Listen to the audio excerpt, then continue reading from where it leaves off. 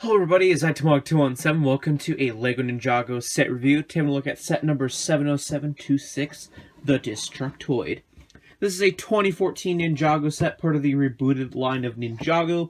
It contains 253 pieces, 3 minifigures, and retail for $34.99 USD, $44.99 Canadian, and €29.99 Euros.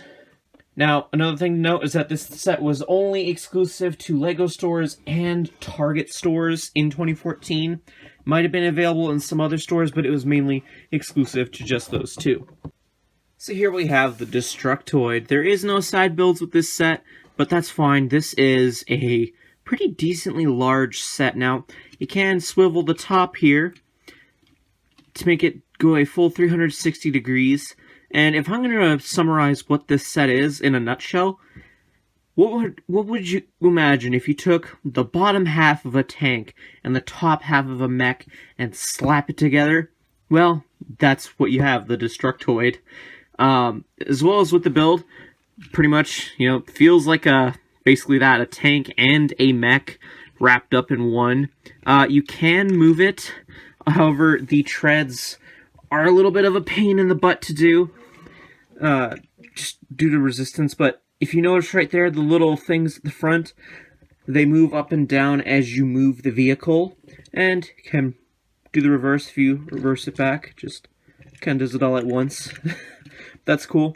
Yeah, you can get into some pretty funky poses. The arms are on those fancy Technic ball joint like pieces. On the left arm you have this chain saw arm, and you can just turn it like that, I guess, and chop with, and for the other arm you kind of have a combination of a sword and shield. Not the best build, honestly. Part of me kind of wishes that this would have been an arm or something like that, but the design of it definitely looks like something that would fit in a Ninjago army. In fact, if you are building a Ninjago army, I'd say this is quite essential. One thing I'd like to caution, though, is when applying the stickers, if you do decide to get this set, be extremely cautious, because I kind of damaged mine when I was applying my sticker, so that's a big oof right there. But another play feature, I guess, that is included in this set is at the very back. You can see this little trigger, I guess, if you want to call it. Now, pay attention to the front of this as I pull this little action lever all the way back, like that far, and release it. It shoots out a total of 3 of these shuriken tiles. Now, how do you reload these shuriken tiles? It's pretty simple, honestly. If I can get a good angle here. You see this little piece right here? You just, plain and simply, place them all on top of one another, and then they are good to go. You can only hold up to 3, but I'm pretty sure you could modify it a little bit to make it so you can hold maybe 4. I wouldn't push it past that, though.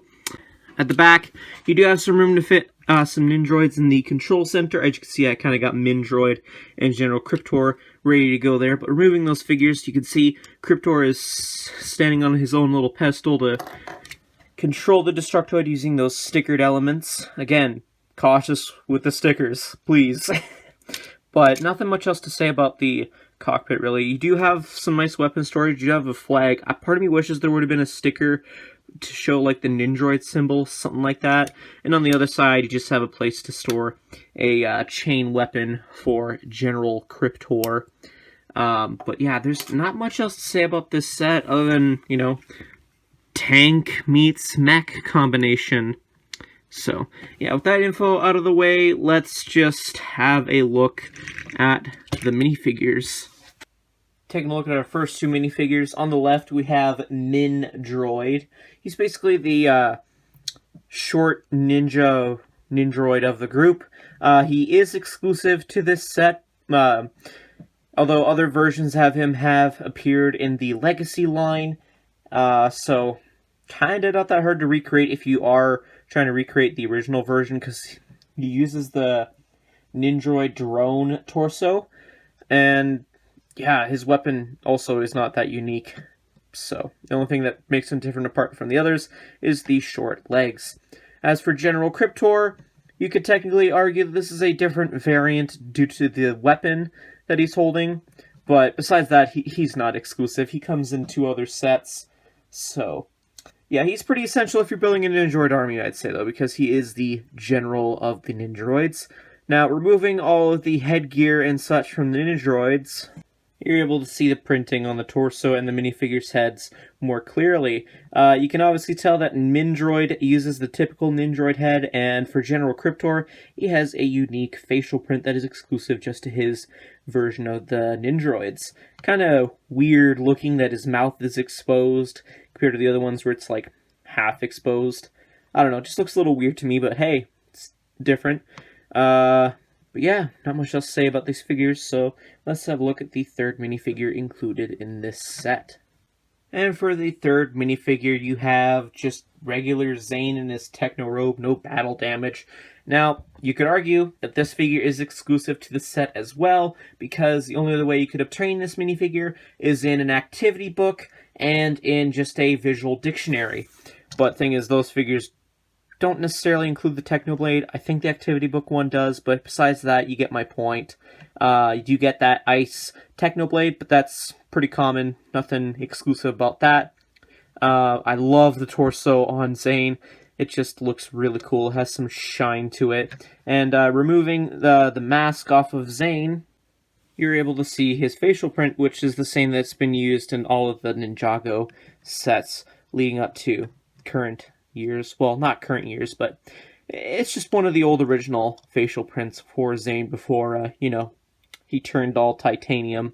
Still, pretty cool facial print to get, but yeah, not much else to say about this figure, so let's have a look at what else is included in this set. Taking a look at the instructions for this set, one thing I want to point out is that this is different compared to all the other 2014 sets, is because they normally have the set number right there, and it's just highlighting the set that the instructions are for. So it's kind of interesting that this one doesn't have that. So just thought that was worthy of pointing out. But besides that, it's your typical Lego building instructions. And getting all the way to the end, you could see the parts listing. And then the play features that we showed off earlier, as well as some advertisements for the other 2014 Ninjago sets. As well as the checklist for all the minifigures. If you want to collect certain ones, it tells you which sets they come in. Then you got the LegoNinjago.com with the Ninjaroids coming out of the computer. And then the win at the back. In terms of extra parts, this is what I got in my copy of the set. Overall, this is a pretty interesting set to collect if you're collecting Ninjago sets or just overall Target exclusives or whatever. Probably not the best in this wave of Ninjago sets, and I blame mostly the sticker quality. That's where my main complaint is sticker quality, and just it's not enough play features for me to really find it entertaining. But it is a nice display set if you're having a Ninjaroid army, perhaps. But other than that, pick this up if you're looking for it. It is quite hard to come by if memory serves correctly, but it's still an okay set to pick up. So, yeah, those are pretty much my thoughts. Let me know yours in the comment section down below. If you enjoyed this review, consider leaving a like, subscribe if you're new to the channel, hit that bell notification to be very much appreciated. And yeah, again, thank you everyone so much for watching, and I'll see you all in a future video. Till then, see you later.